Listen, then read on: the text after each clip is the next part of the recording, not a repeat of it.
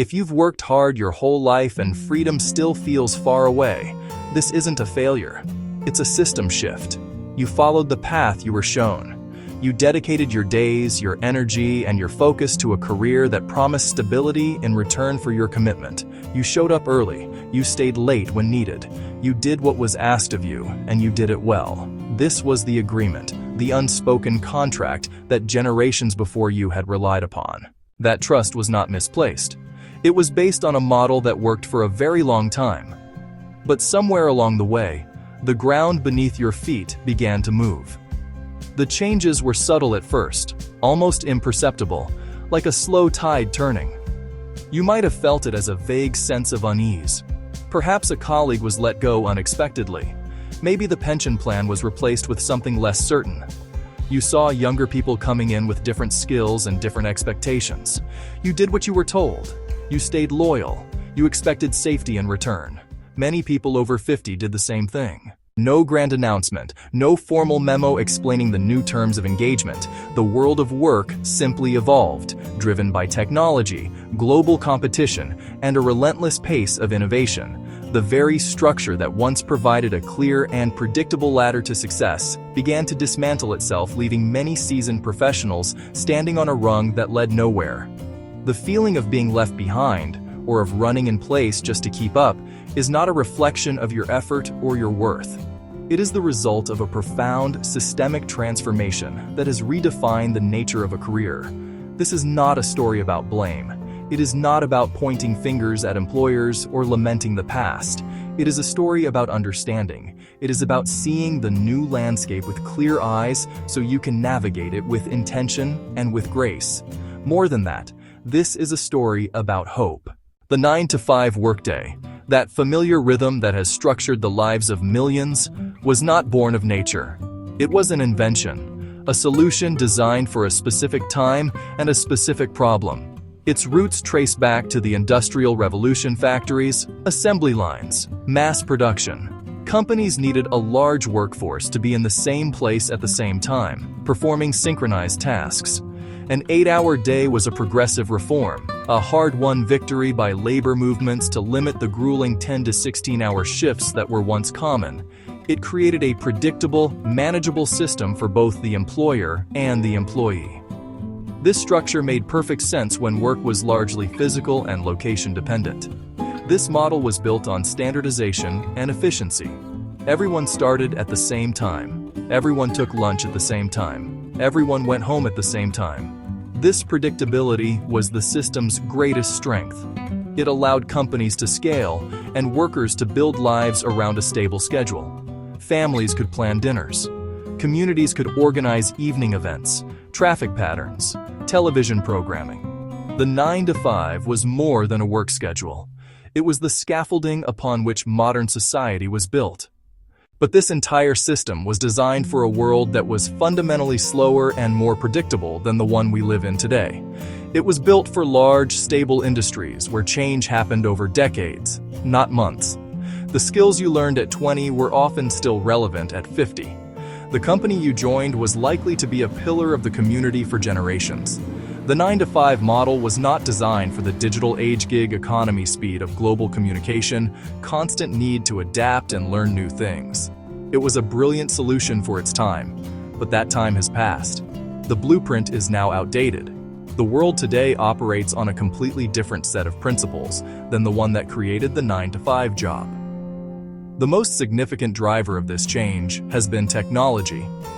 The internet has dismantled the old workplace model. Mobile devices have dismantled the old workplace model. Cloud computing has dismantled the old workplace model. The pace of change in business has accelerated to dizzying speed. Entire industries can be reshaped in just a few years. Think of streaming services, video rental stores, online shopping, retail. A market leader one day can be struggling for survival the next. Businesses must be agile and lean. They can't maintain large, permanent workforces promised lifetime employment. Many companies now prioritize flexibility. They hire for specific projects, use contractors and freelancers, constantly restructure. Jobs have become more fluid and less permanent. Work gets deconstructed into tasks and projects that can be assigned, outsourced, automated. The role you were hired for 5 years ago may look completely different today, or it may not exist at all. The expectation is no longer doing the same thing for 40 years. Now you're expected to be a lifelong learner, constantly updating your skills, adapting to new tools, adapting to new challenges. The 9-to-5 system, rigid and slow, wasn't built for this speed and reinvention.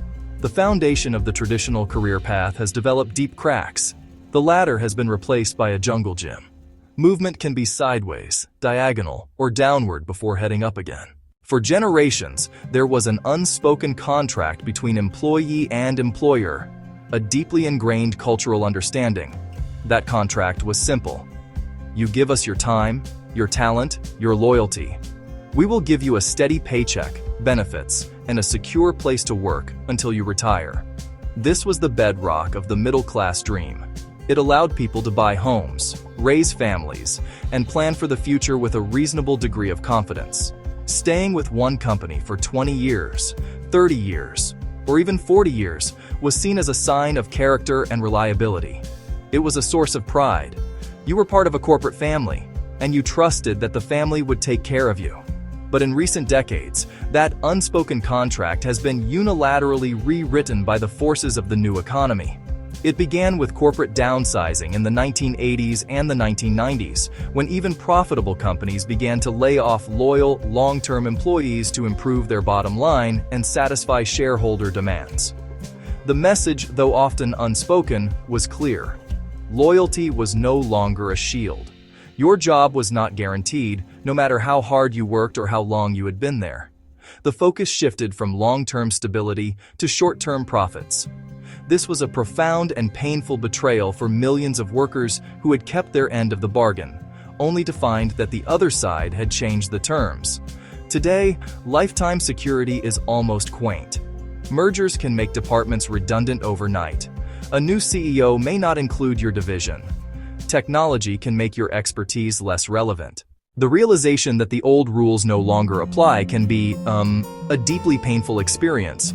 Anger, betrayal, confusion, grief. You are grieving the loss of a future you thought was guaranteed.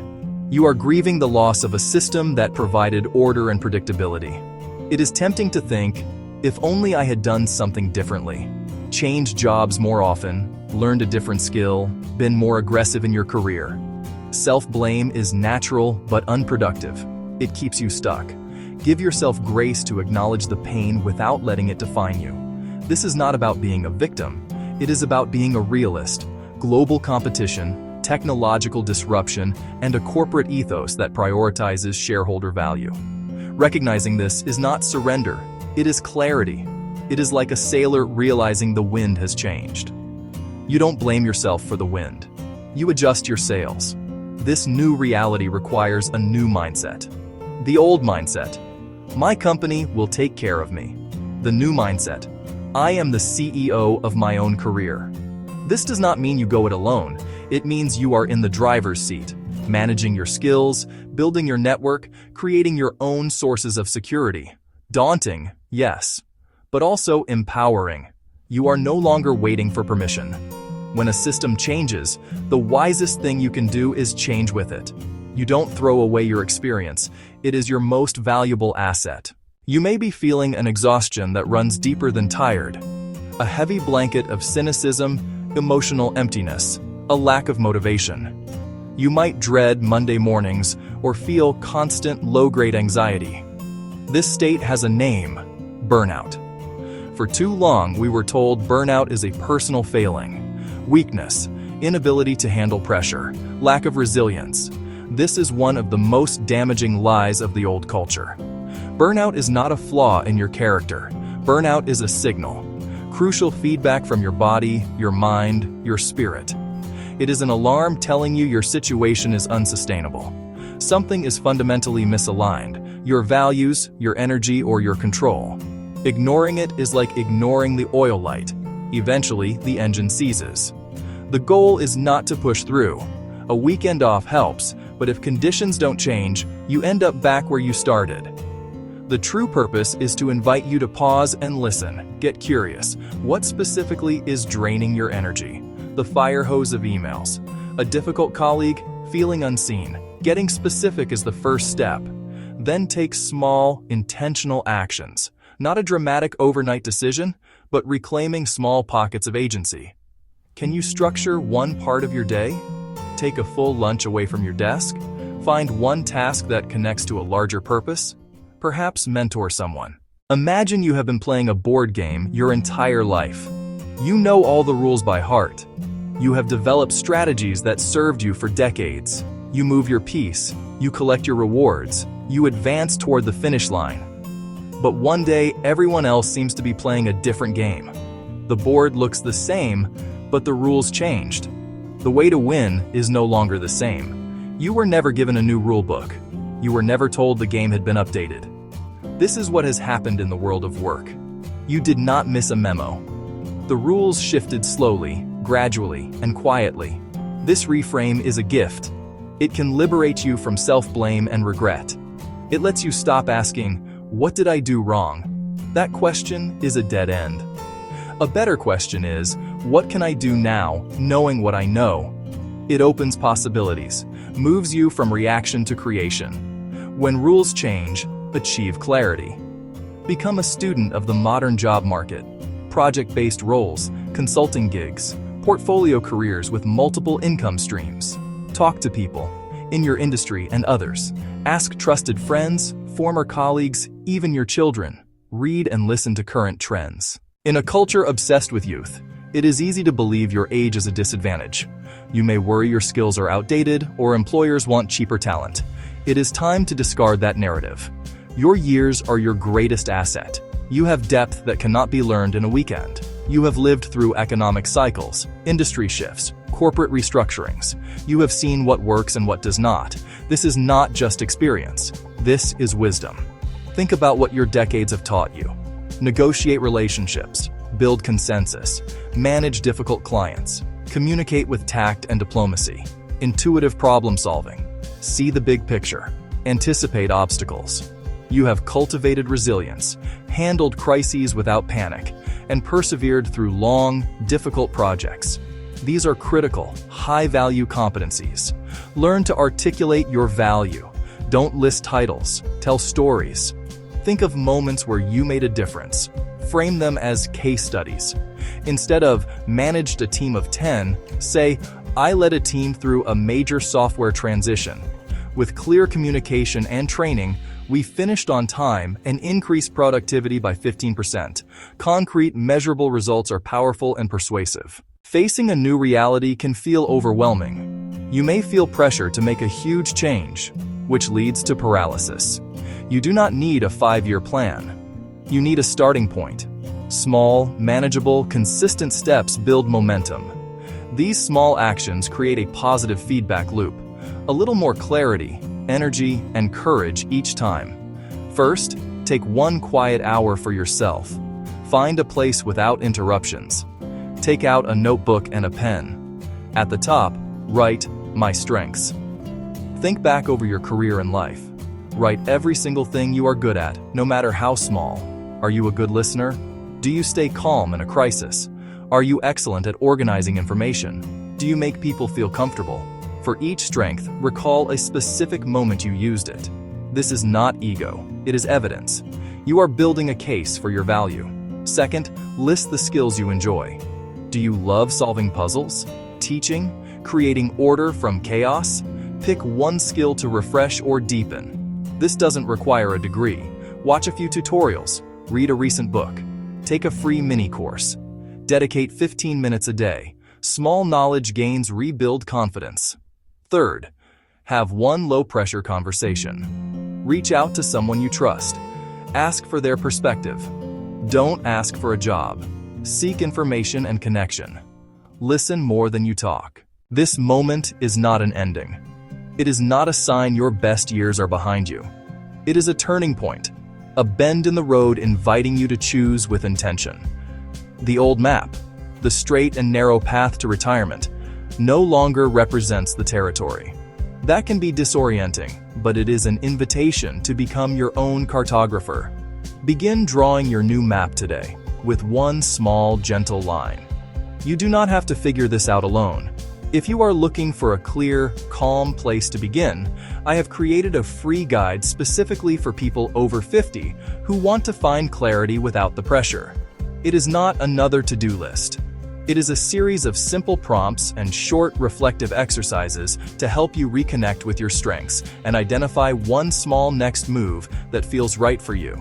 It is a tool to build confidence at your own pace. You can find the link to download it below. Take what serves you and leave the rest. The rules changed quietly. Most people were never told. But now you know, and that knowledge is power. It is the power to choose. It is the power to act.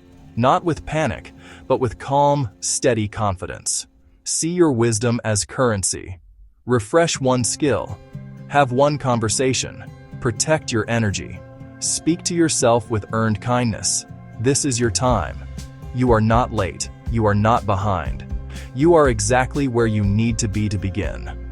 The world has changed, and so have you. Wiser, stronger, more resilient.